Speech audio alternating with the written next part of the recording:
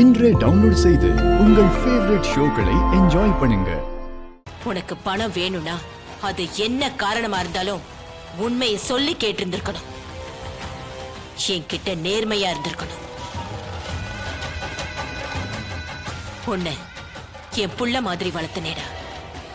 என்னையே ஏமாத்துறல்ல நீ. சேது, ஜனமா போலீஸ்க்கு கால் பண்ண. எதுக்கு ஜனமா? இந்த ஃப்ராட் மேல கம்ப்ளைண்ட் கொடுக்கணும். இவனை அரெஸ்ட் பண்ணி உள்ள தள்ள சொல்லு. ஜனாமா வேணாம் ஜனாமா, இனிமே அப்படி செய்ய மாட்டேமா. அம்மா என்ன விட்டுருங்கம்மா. யாரோ ஒருத்தர் இப்படி போய் சொன்னதுக்கே ஜனாமா இப்படி கோவப்படுறாங்களே. நான் அவங்க வீட்டு மருமக, என்னை எவ்வளவு நம்புறாங்க.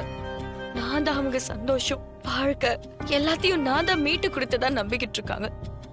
அவங்க வாழ்க்கையில என்ன நம்பின அளவுக்கு யாரையாவது நம்பியிருப்பாங்களான்னு எனக்கு தெரியலம்மா. புரியுது தமிழ். இப்போதைக்கு ஒரு நிலைமை கத்தி மேல நடக்கிற மாதிரிதான்.